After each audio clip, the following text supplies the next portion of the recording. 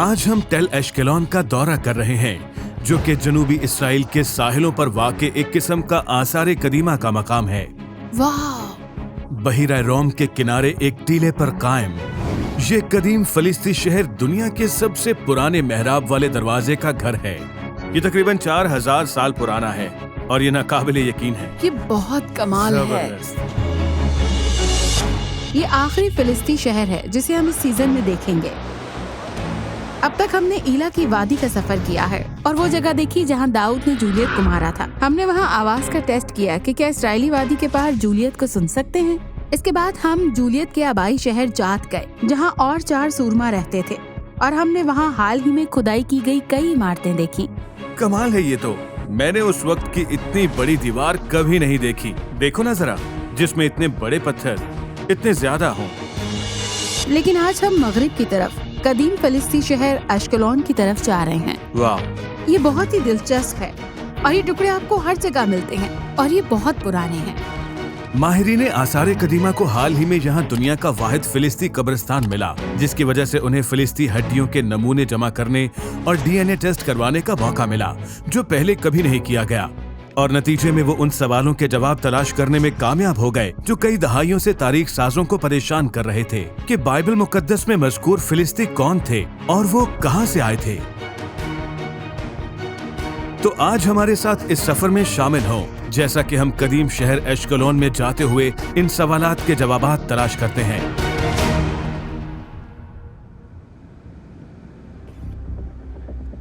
जबरदस्त 4000 साल पुराने तारीखी मकाम।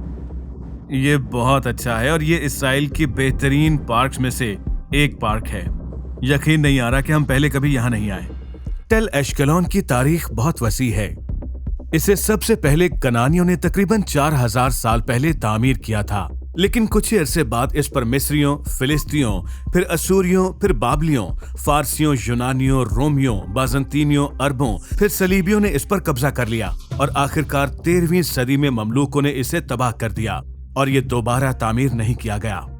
आज टेल एश्केलोन एक नेशनल पार्क है, जहाँ खानदान पिकनिक पर आ सकते हैं, टेंट लगा सकते हैं, रात भर रुक सकते हैं, साहिल पर तैराकी कर सकते हैं और यहाँ पर जारी खुदाइयों के बारे में जान सकते हैं। ये तो 5वीं सदी का चर्च है। कमाल है, देखो कितना बड़ा था ये बहुत शानदार है। वाह! The crusader city boasted 5 churches. इसे सेंटा मारिया वर्टिस कहा जाता है। इसे बाजंतीनी दौर में 5वीं सदी ईस्वी में तामीर किया गया था। जबरदस्त, ये बहुत खूबसूरत है। लेकिन ये साइट इतनी बड़ी है और यहाँ खुदाई के बहुत सारे नमूने हैं। अगर दिन ना भी लगे तो फिर भी हमें हर चीज को देखने में घंटों लगेंगे। लिहाजा रोडा और मैंने सिर्फ 2 बुनियादी मकासद पर तवज्जो देने का फैसला किया। नंबर 1, हम दुनिया का कदीम तरीन मेहराब वाला दरवाजा देखेंगे और नंबर 2, फिलिस्तियों की शुरुआत के बारे में जानेंगे। तो फिलिस्ती कौन थे? ये बहुत अच्छा सवाल है और हम अब तक ये जानते हैं। बाइबल कहती है कि फिलिस्ती काफ्तोर के लोग हैं जो यहाँ पर रहते थे। उनके 5 शहर थे, उनके 5 देवता थे: एश्केलोन, जात, अक्रून, गजा और अशदूद। शाबाश, तुमने कर दिखाया। बाइबल कहती है वो काफ्तोर के लोग थे और माना जाता है कि काफ्तोर क्रीट या साइप्रस हैं। ये 2 ममालिक जो बहीरा रोम के पास हैं। अब मिस्री रिकॉर्ड भी है। मिस्री रिकॉर्ड बताता है कि यहाँ लोगों का एक ग्रोह रहता था और वो समंदरी लोग थे।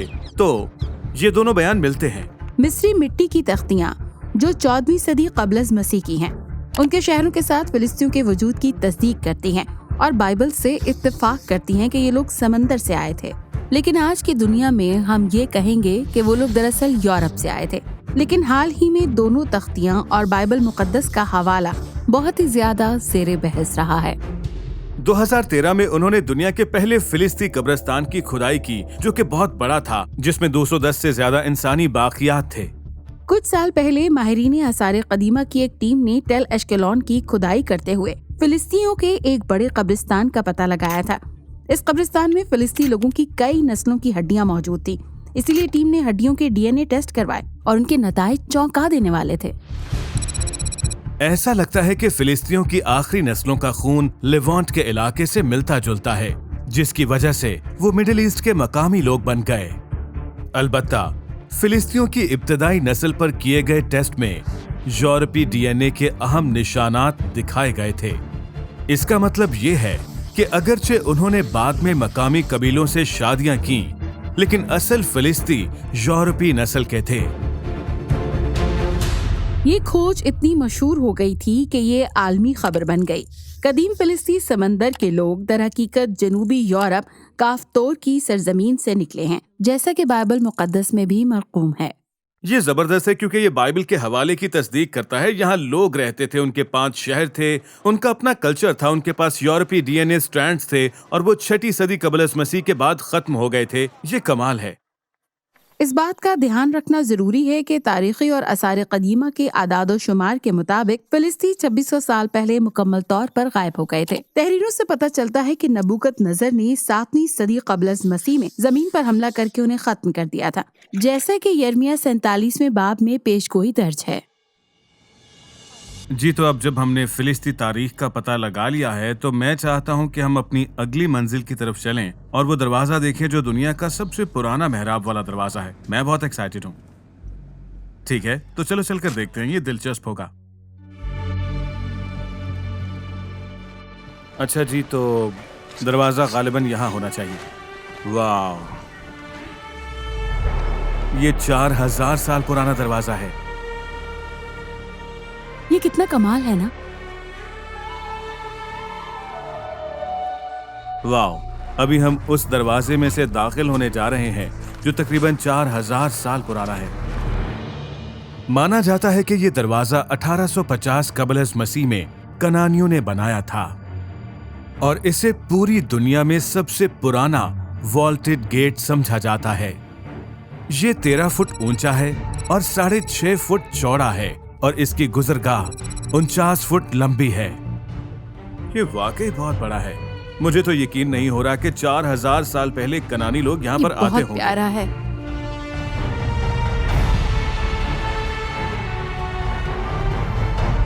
और ये टेल दान वाले गेट की तरह है ना? हाँ, टेल दान में दरअसल एक और है। हमने उस पर एक और एपिसोड बनाई है। ये दुनिया का सबसे कदीम बरकरार मेहराब वाला दरवाजा है और इस बात पर भी बहस होती है कि कौन सा पुराना है, लेकिन इससे फर्क नहीं पड़ता। हकीकत यह है कि यहाँ एक दरवाजा है जो 19वीं सदी कबल मसीह का है और हम इसके नीचे चल सकते हैं। अरे वाह! गेट के पास इस जगह के बारे में सबसे अच्छी बात यह है कि इसका जिक्र दाऊद ने शमूएल की दूसरी किताब के पहले बाब में किया है। जब साउल और यूनतन के मरने के बाद दाऊद दुख और मातम करता है और कहता है, ना जात में बताना, ना अश्कलोन की गलियों में, ऐसा ना हो कि फिलिस्ती खुशी करें। खैर, एश्कलोन की गलियों के लिए दरअसल इब्रानी लफ्ज होत्जोत एश्कलोन है और होत्जोत का मतलब है बाहर। दरअसल ये गलियां नहीं है बल्कि बाहर है, यानी होत्जोत। तो उनका मानना है कि ये एश्कलोन का होत्जोत होगा। ये एश्कलोन के बाहर दरवाजे के ठीक पास होगा जहां लोगों की दुकानें होंगी, वो तजारत करते होंगे। लिहाजा ये वो जगह है जहां लोग शहर के दरवाजे के पास जमा होते थे। इसलिए दाऊद इस जगह का हवाला देता है कि ये मत बताना, और अभी ये जगह हमारे सामने है। तो तुम्हें कौन सा गेट पसंद आया, टेलदान गेट या फिर ये वाला? मैं कहूँ तो टेलदान गेट। उसमें से आप गुजर नहीं सकते क्योंकि वो मिट्टी से भरा हुआ है और उन्होंने उसे महफूज करके रखा है। लेकिन जो ये वाला गेट है, इसमें से आप गुजर सकते हैं। तो ये बहुत ही खूबसूरत है, ये बहुत शानदार है। हो सकता है और ऐन मुमकिन है कि इस टेलदान वाले गेट में से अब्राहम खुद गुजरा हो।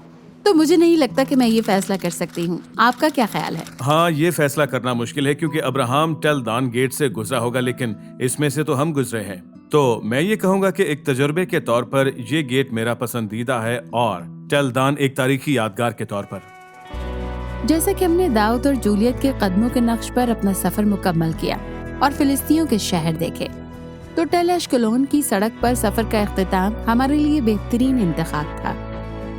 तो उन्होंने हमें यहाँ दाखिल होते हुए बताया कि हम यहाँ रात 10 बजे तक रह सकते हैं और बुनियादी तौर पर अगर हम यहाँ टेंट में सोते हैं तो पूरे 24 घंटे भी। तो इस पार्क के बारे में अनोखी बात यह है कि इसकी तारीख 4000 साल पुरानी है और तफरी कमाल है, बहुत ज्यादा। आप यहाँ आ सकते हैं, टेंट लगा सकते हैं, बारबेक्यू कर सकते हैं, फैमिली को ला सकते हैं, समंदर का मजा ले सकते हैं और जी हाँ। इल्म भी हासिल कर सकते हैं। इसीलिए अगर आपको इसराइल आना है और बिना किसी ग्रुप के अकेले हैं तो इस जगह का इंतखाब करें बिल्कुल। और इसे आजमाएं। ये वाकई बहुत अच्छा है। आप तस्वुर कर सकते हैं कि आप यहाँ अपने बच्चों के साथ कैंपिंग कर रहे हैं, फिर आप उन्हें 4000 साल पुराने कनानी गेट पर ले जाते हैं और उन्हें वहाँ हाँ, घुमाते ये हैं बहुत ही और फिर कमाल ग्रिल होता पर है, बारबेक्यू बिल्कुल। करते हैं।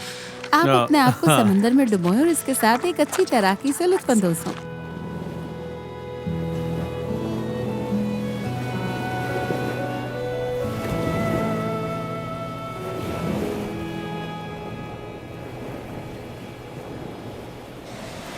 खैर, ये बहुत अच्छा था। लीजिए, अब सिर्फ एक काम करना बाकी है। वो क्या?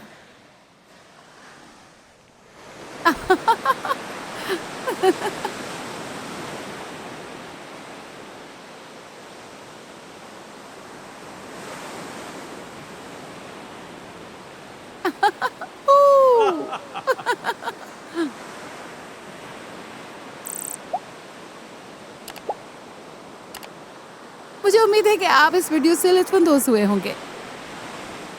खुदा आप सबको बरकत दे। वो खुश है। बाय।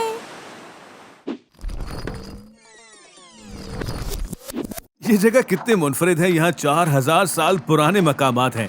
और आप तफरीह के लिए यहाँ आ सकते हाँ, हैं। रात भर के लिए। तस्वुर करें कि आप अपने बच्चों को 4000 साल पुराने गेट पर ले जाते हैं, उसके नीचे से गुजरते हैं, फिर आप एस्पेरेगस लाकर ग्रिल करते हैं और रात अपने टेंट में गुजारते हैं और फिर समुद्र में जाकर नहाते हैं। रुको रुको रुको, एस्पैरागस को ग्रिल करना है? तो फिलिस्ती कौन है? बाइबल कहती है कि वो काफ्तोर के लोग हैं जो बनी इसराइल से पहले यहाँ रहते थे। और वो तो फिलिस्ती कौन है? फिलिस्ती कौन है? कौन है आखिर ये फिलिस्ती?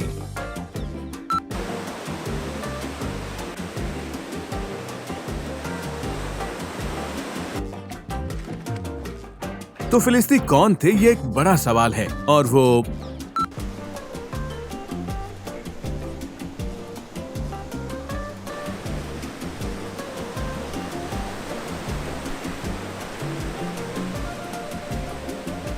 ये एक बड़ा सवाल है और इसका जवाब ये है कि रोडा फिलिस्तियों की नस्ल से हैं।